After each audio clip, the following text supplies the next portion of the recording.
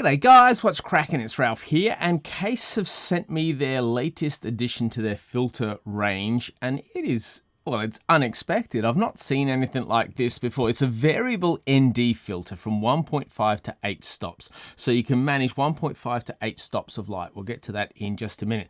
It's also paired with a CPL filter. CPL filters take the reflection out of things, take the glare out of things, and enhance the saturation, but also comes with a black mist filter built in.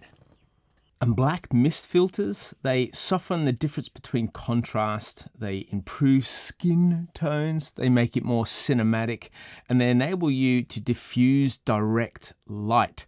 So it's the filter that you get when you're taking a lot of portrait photography, when it's good for landscapes outside, of course, but also when you're filming.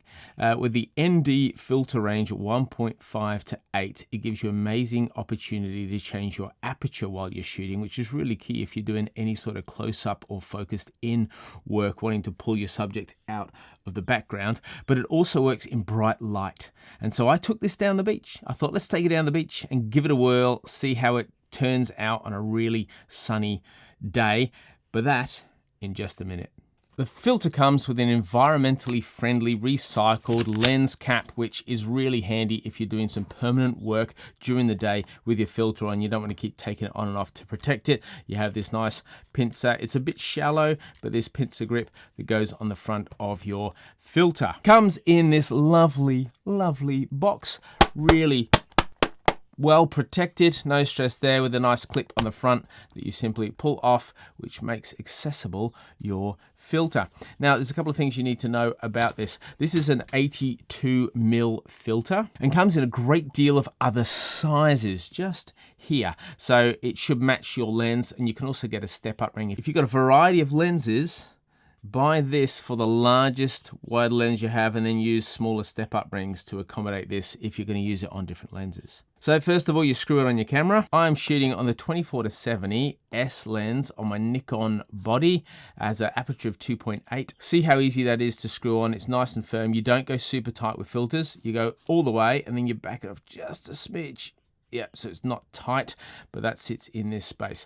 When you set your filter up, rule of thumb is to adjust the ND filter first. So you get your settings that you want on your camera dialed in. Once they're dialed in, you then go, now I'm going to use the filter to make sure the settings work. And you do this by moving the ND filter first. Now, what can happen is you can move this and the whole thing can move. And so you're actually not moving it. So you just tighten off the CPL, just with a little twist there, and you can set your ND filter to whatever you like. So we can start here at 1.5, and we can go to 2. This little arrow indicator, make sure you get perfect. You do need to get it pretty close to the number and lined up, otherwise you'll get this weird cross hatching of your lenses as they come together.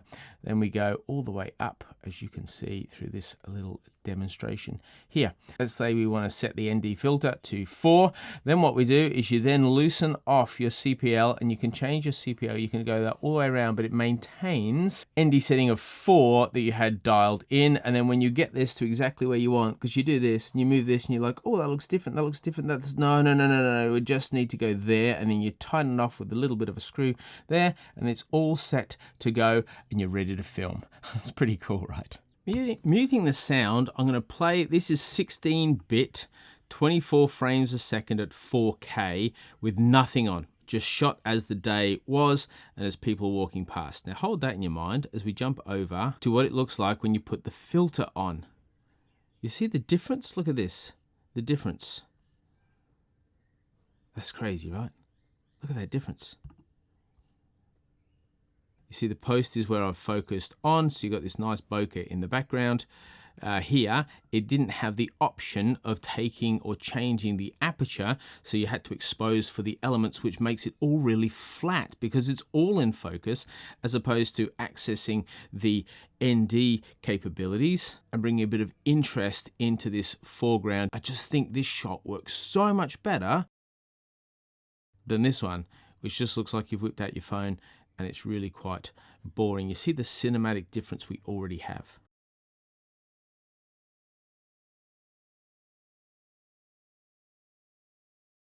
Now what you're looking at is a lot of sunlight on the beach.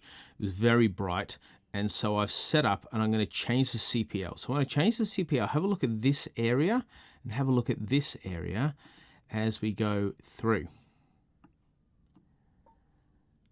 So it starts to be turned. You see the difference? So you lose a stop of light when you change your CPL. It's important to know that. And also you increase or decrease the saturation and the reflection based on where you put your CPL. Now there's no right setting for a CPL. You just choose where you like and you go by your feel.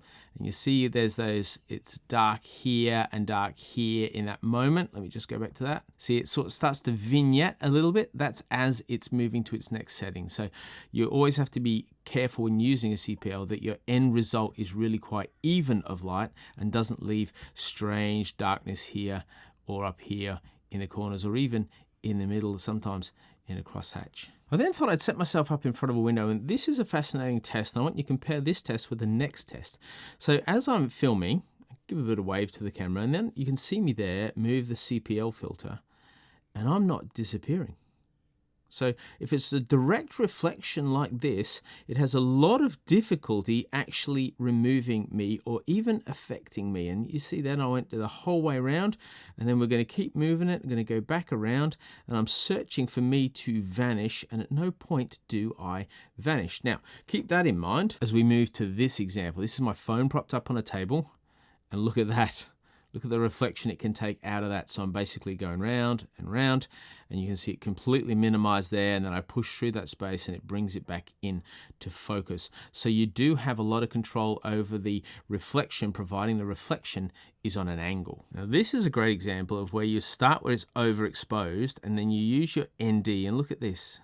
Use your ND, and I've perhaps gone a stop over. Oh, there you go. I've gone back to give it that nice finish that you just can't achieve without a filter.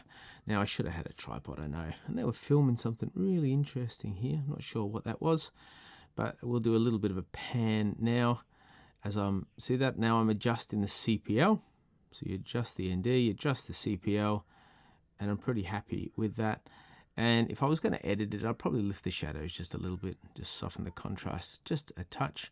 But you can, this is really bright, and this is really bright because of the sun on the beach, but it picks up the textures and the contrast of it all so well. Here's a quick example of what happens when you're shooting. I really like this setting. It's just a fascinating scene. And I'm taking down the ND filter, and then I'm increasing it up to show you what sort of range you can get out of that, how it affects your exposure. And as it affects your exposure, the idea is you keep your exposure the same, but you change your aperture so it brings that in the foreground into focus and that which is in the background into blur. And this will be an excellent example of what I mean. So everything else is in the blur. This is overexposed, right? So I'm going to use my ND filter to bring that to the correct exposure, knowing that we're on 2.8 for this sort of focus here. And you see the value of these filters that enables you to shoot at a really wide open aperture, but have everything else in blur, and you can't do that without one of these filters. And because of the black mist function, you see this isn't blown out and awful, but also the white sign, we pick up the detail in the sign rather than it being flashy and overexposed. And also because of the CPL, we can take the reflection out of the sign. So we get a non-reflective finish to the sign, which enables the three components of this filter to come together brilliantly to give you the results which you're really after when you're trying to take some great film and it's just not giving you what you really want. Now, of course, you can actually decrease the ND filter and take all that glare out. That's probably a touch too far. I'll probably go a stop back from where that was just to get that nice finish. You finished up, put the lens cap on, and you're all good. What do you reckon of this latest offering from Kase, the 1.5-8 ND filter with CPL and black mist built in? It's lovely, don't you think? I love that it does a whole bunch of things, does it really well. The quality of glass is excellent. If you get grime or water on this lens, it actually beads and then you can just wipe it off easily. So it doesn't streak. It has a wide berth of lens, which some filters can lead to vignetting in your images, and you don't want that. And I think this really protects against it. The filter's made of an aluminium alloy, both sets, so yep, that's all good. So you get protection if you're going to drop it. I'd suggest not dropping it because they're so easy to scratch, but this has the latest technology on it that makes it scratch resistant, but also image enhancement. So you should get really amazing footage and clear images when you use this filter. What do you think? Let me know in the comments below. Love to have a chat down there about how this works for you, how you might want to use it. If you could have the perfect filter, what would it look like? What would need to be in it? Recognizing that you can't have a big filter like this with everything on it. Well, perhaps you could, but it's not my cup of tea. I like to mix and match. Thanks, Kase, for sending this to me. I appreciate our partnership. I'd love to help you in any other way, you guys, if you need anything. So just hit me up down below. And there's links to this also down below. And you can pick yourself up a nice one today for a reasonable price. Well, I'll leave it all with you. Thanks for liking and subscribing, and I'll see you in the next video. Bye.